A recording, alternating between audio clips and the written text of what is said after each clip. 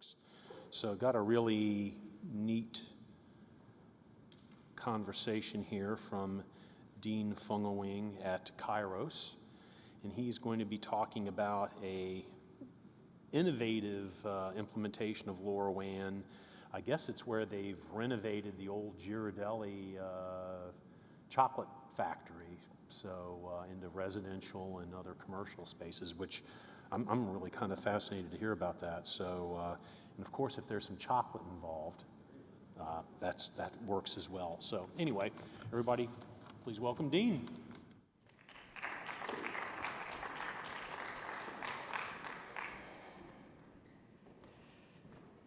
All right. Well, hey, everyone. My name is Dean. I'm the co-founder and CEO of Kairos. We are a water technology company focused on asset protection and water conservation. And we do that through the use of advanced leak detection and water metering technology. Today, we'll be discussing a couple of things. The history of Ghirardelli Square. We'll talk about the owner's challenges with protecting and preserving this historic and iconic site. And then we'll talk about why LoRaWAN was the perfect solution for helping them to achieve this success. Today's topic is Ghirardelli Square. LoRaWAN Innovations provide a path to preserve a sweet piece of American history.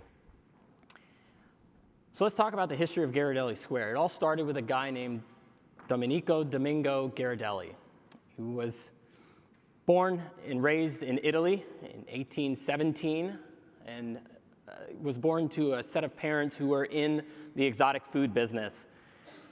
He also became an apprentice, a confectioner's apprentice, where he learned how to essentially become a candy man, right? He traveled at the age of 20 down to South America, sailed down there, and was briefly in Uruguay, and ended up in Peru, where he met a guy by the name of James Lick. James Lick became his friend. They started essentially a convenience store, started selling some of Ghirardelli's chocolate. As a matter of fact, James Lick traveled right before the gold rush, about 13 days before the gold rush in 1949, traveled to San Francisco with about 600 pounds of Ghirardelli's chocolate to sell it to all the gold rush miners that were coming into San Francisco. There's a picture of Domingo. And you can see over here in the top right corner is a picture of what is now San Francisco's Fisherman Wharf. You can see how it's kind of down on grade, and just the early settlers that were getting there, and the stores and the convenience stores that were starting to be built in around that time.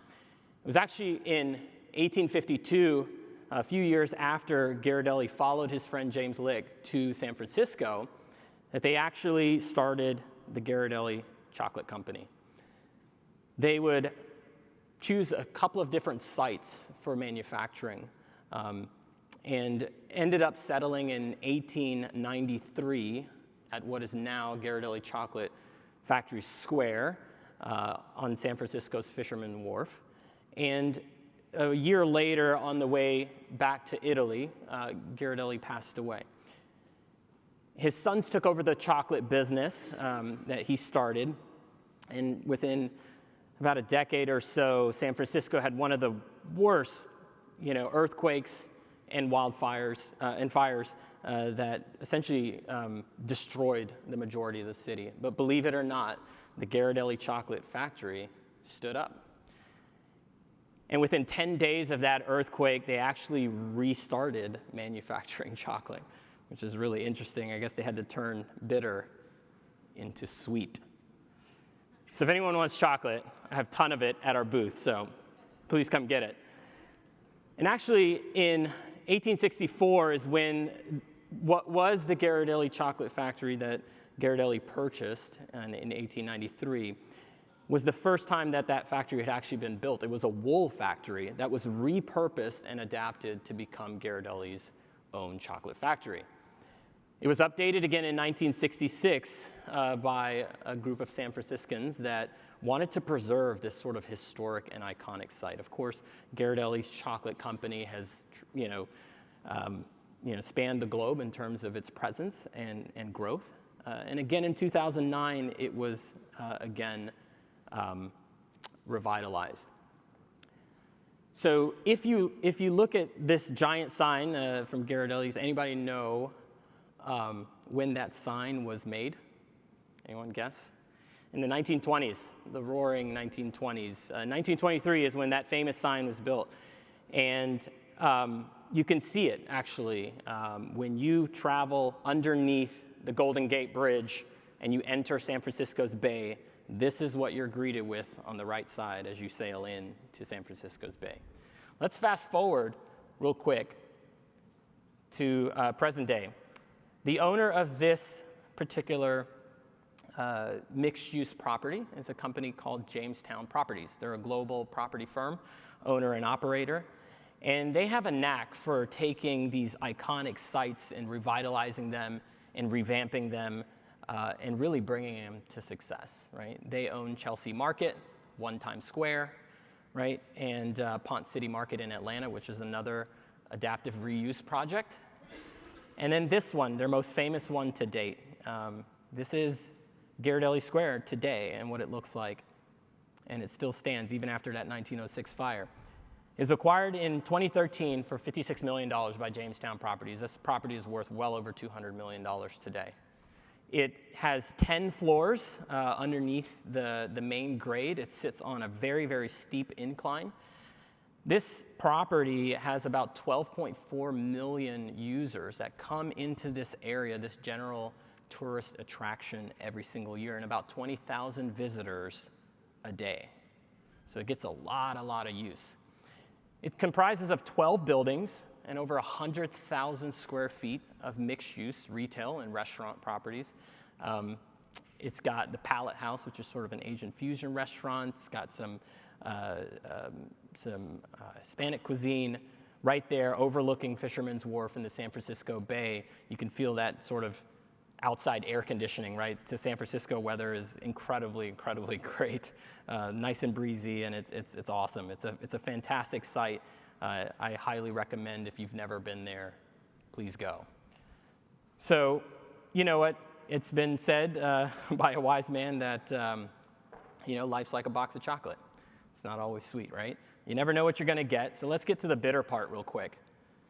Here's some statistics. Every year around the globe, there's about $300 billion worth of water damage claims assessed to insurance companies. That is out of the total of $1.5 trillion. I said it with a T. $1 trillion in property casualty premiums that are collected by insurance companies every single year. They lose $1 trillion of it to all the different perils. That's fire, flood, earthquake, hurricane, you name it, right? The biggest and largest source of their losses is actually from in-building sourced water damage. It represents about 30%, so that's where that $300 billion number comes from.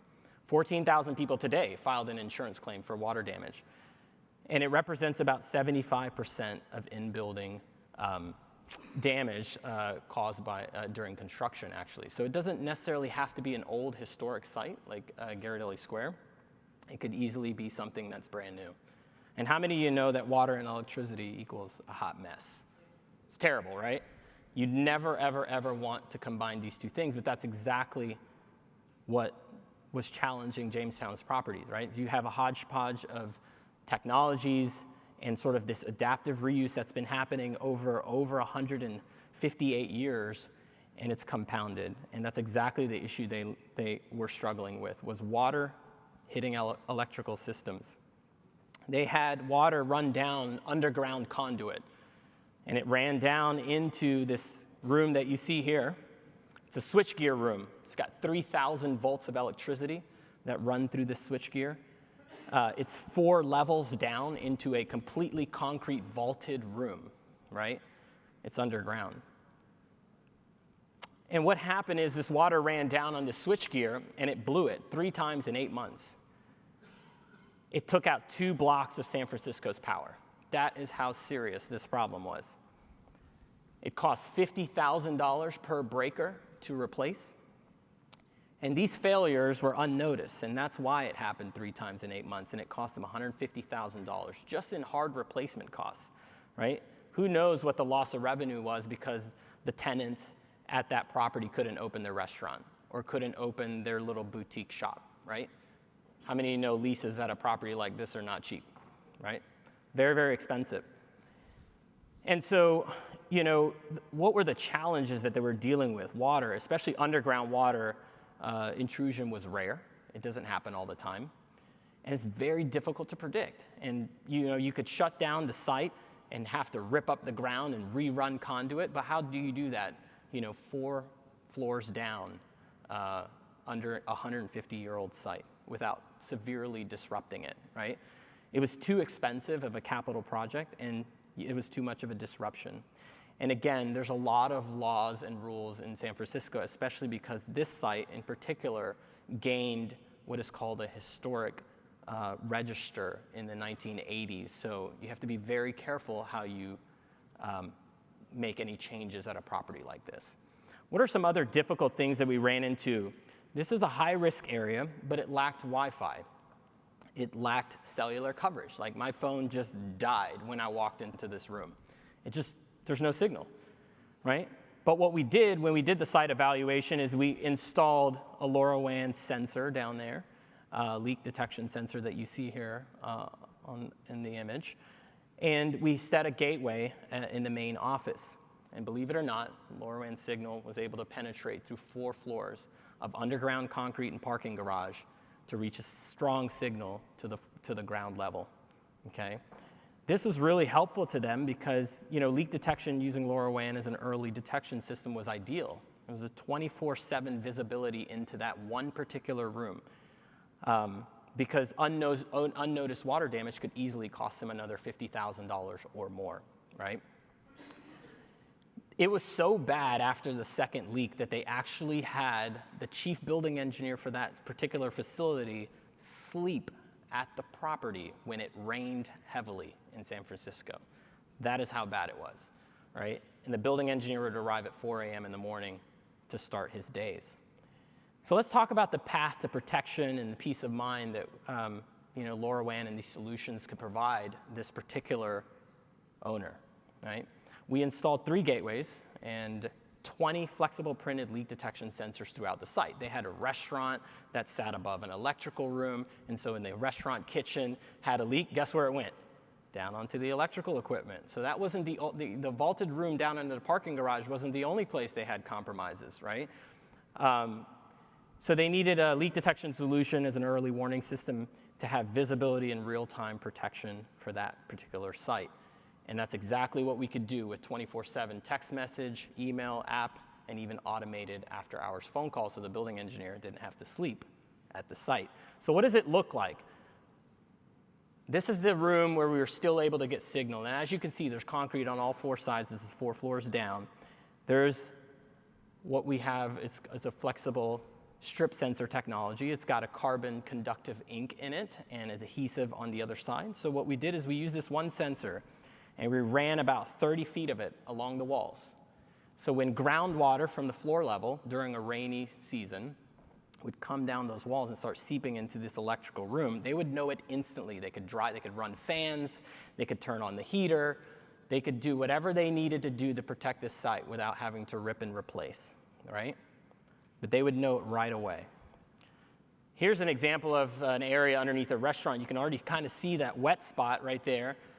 In the bottom left of the image, you'll see what was previously water that was landing on top of electrical switchgear, right? You got plumbing stacked, that black line that you see at the top of the image, that's actually a sewage line, right? Not good. This is groundwater coming from the street main on the back side of an electrical panel, 3,000 volts, water intrusion from the streets. And he said, I want to know the moment water lands in this room, can you help me? I said, yeah, we'll put this sensor down in there. And he said, are you sure you want to reach your hand in there? Because that copper plate has about 3,000 volts of electricity. I said, I'll be really careful. It was probably the scariest thing I've ever had to do. Here you see another electrical room, and if you can see very clearly, like on the outline of the yellow line, you'll see that we ran another strip sensor across this floor. Right? That room is about 2 floors down under the ground. So here's a taste of sweet success in the ROI, because that's what every real estate operator wants to know. If I spend money on LoRaWAN infrastructure and technology, can I get an ROI? Absolutely you can. This is 3 weeks post-install.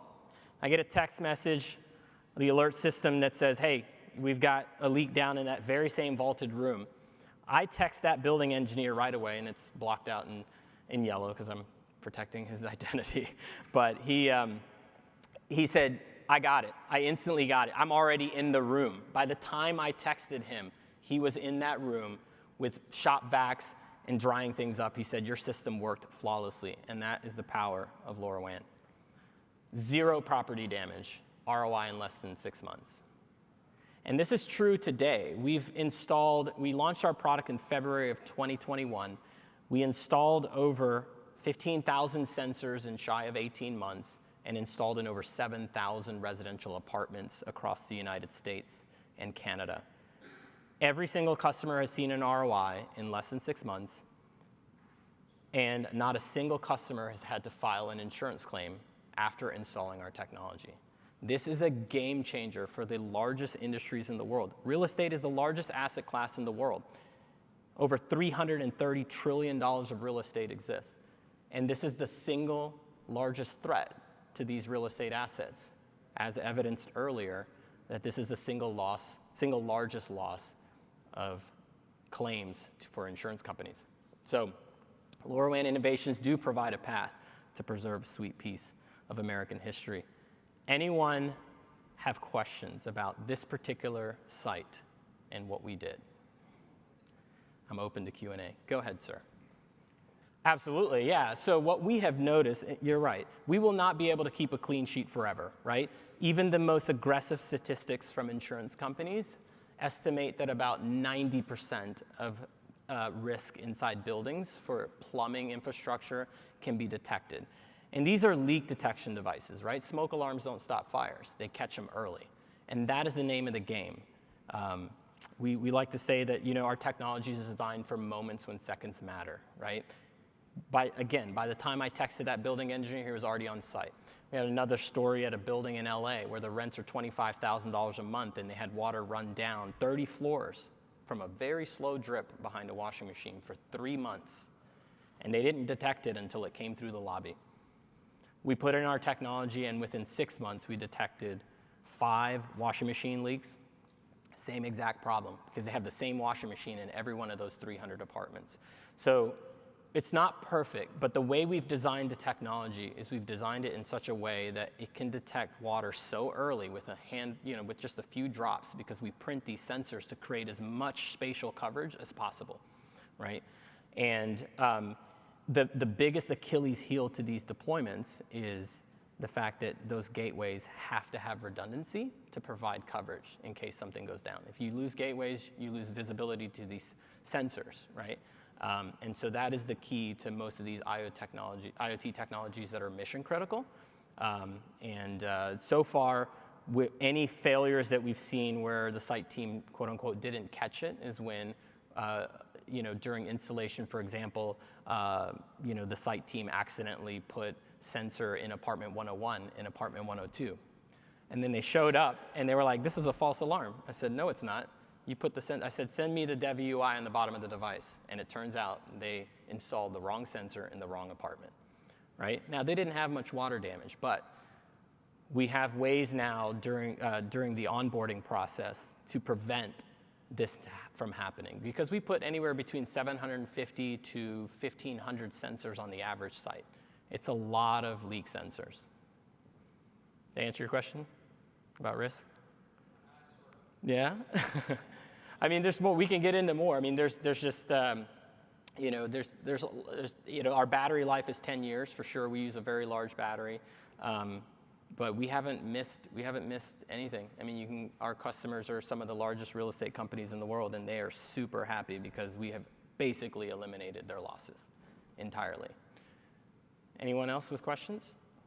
Absolutely, yeah. So I'll give you a quick background. So in 2008, I left the mortgage and financial industry after the market crash and started as a service technician. I spent over 12 years going in over 15,000 homes. I've personally seen with my own eyes over 3,000 water damage cases. I've been an expert witness for insurance companies. And so as a technician, I saw how tricky water was to tackle, right? It can come from plumbed sources, it can come from unplumbed sources. So back in 2017, I started out developing this technology myself, along with my co-founder, Seth Taylor, who's here today. And the two of us worked for 3 years in R&D to try to figure out how can we make this sensor bulletproof? How can we make it so that we can catch as many leaks as humanly possible on these sites? And whether the constraint is low coverage, right? Or it's in a wall, or it's in a roof, or it's 5 floors down in a basement. And we found that LoRaWAN was the perfect technology to ride a rail zone. So yes, this is now patented. We have 3 patents on the technology. It's patented in the US, the UK, the EU, and Hong Kong. To answer your question about the proprietary technology? Thank you. Any other questions? Yes, sir. So the module that's at the end of the device, the black module that's at the end has the PCBA, the battery, the tamper alert, so we know when someone picks it up, if someone tries to move it, right? But the tape has a conductive trace of silver and carbon, so it's a combination of the two. And then our membranes have carbon and silver as well, that the newer ones have that as well, so that we can see something very, very unique for leak detection. Because whenever you have thousands of sensors at a site, the last thing you want to do is create a lot of noise for the operators, right? Because what happens when there's tons of noise? You ignore it, right? You get tons of alerts. And so what we did is we figured out how we could cut the noise by creating something called severity context, which allows you to understand whether you have a little bit of water or a lot of water in that room. And the membrane the newest membrane will use conductive, capacitive leak detection technology, which is also uniquely patented. But yes, we don't have any electronics. It's really just a conductive. What happens is when water crosses those traces on the membrane, it immediately triggers and then sends the notifications to the cloud layer. I think someone else had a question. Back there, sorry. They've done a great job. They've caught everything. That particular site, again, that one room as well as the one down in the base level, kind of like a couple of floors down on Polk Street. That one had a little bit of water. It really wasn't that bad. It was just they're right on top of it the moment they have any issues. It's a good question. I'll have to look and see what the increase was. And again, we don't stop water. We detect it as early as possible because there's no stopping Mother Nature when it does what it does. I think I had someone back here had a question. Yes, sir. That's a great question.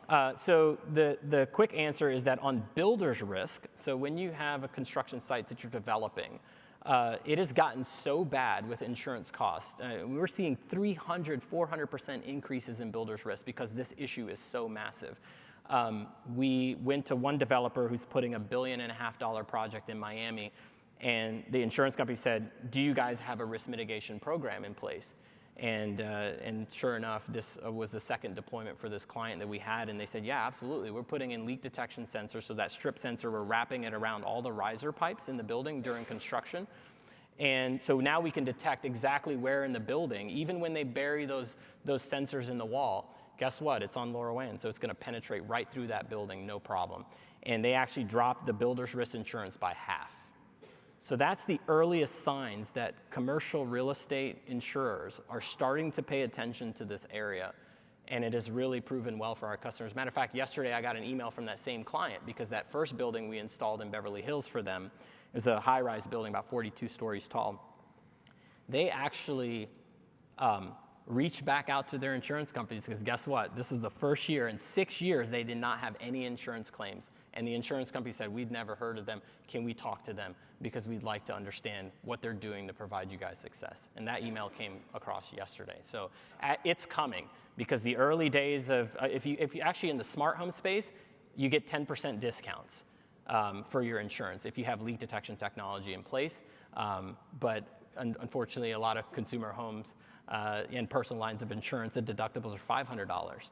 But in commercial real estate, it's $100,000. And if you have disruption that costs about $50,000, it can represent somewhere around 10 to 15% of a budget. And if you look at the nominal cap rate of a real estate asset, you multiply it, that number times 18 or 28x, and you got $1 million of asset value at disposition in 1 year. So What we have seen is that we have saved some of these real estate operators millions and millions of dollars simply by putting in this leak detection technology. So that step one is seeing the success and the improvement in the losses. Step two is working with the largest insurance carriers in the world to provide benefits in the form of discounts and special programs. So it's coming. I'm already talking to those CEOs right now. So, anyone else with questions? Let me see how we're doing on time. I got less than 5 minutes left. There you go. Great job, by the way. Thank you. I appreciate it.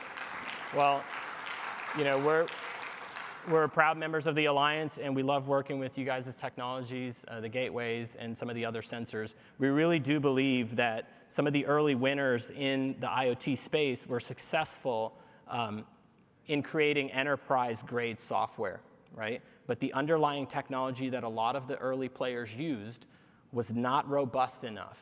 And they're finding out now the hard way because they bought their sensors that you could simply buy on Amazon. But you guys are developing incredible technology that is really designed for the commercial and enterprise and industrial spaces, that is robust and has a much lower cost of deployment when compared to consumer tech. You don't have to have as many repeaters in every single apartment or every office floor. I mean, the first time I sent, there's another property in San Francisco, our very first deployment, I'll tell you a real quick story. First deployment we ever did in San Francisco was at an office building off of California Street, 20 stories tall. They had a hydronic system, so everything is seismic set up, right? In California, you have to be able to deal with the swaying of the buildings or the rumblings of these buildings from time to time. And they have a hydronic system where they use to heat and cool the building. Well, at night, they turn it off, and it gets kind of cool. What happens is these expansion joints that essentially connect two pipes together were swaying, and sometimes those seals would give. But what would happen is when the building got colder at night, when they turned the heat off, it would contract, and it would compromise that seal.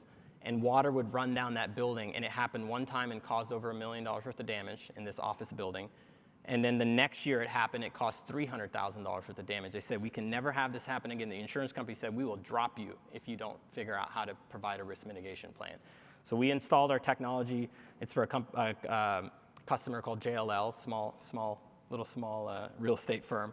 No, they're huge, right? We installed our technology. We wrapped the sensor around the pipe. 5 months after installing it, the chief building engineer was on a beach in Mexico. He gets a text message. He's like, I cannot believe this is happening again, from another expansion joint inside the building. And he said, he sent his backup engineer. They drained all 20 floors in the building, took all the water out of the building, fixed the expansion joint, 0 water damage, our first customer 5 months after installing the technology. Now, that would have been very, very difficult to do with a consumer-grade tech, because this guy said, I can't believe you can put 2 gateways in this building and blanket the entire building with coverage. I said, well, I didn't invent LoRaWAN, but I love using it. So I think that's it. I think we're at time, but that's the quick story there. Thank you guys for joining. I really appreciate it.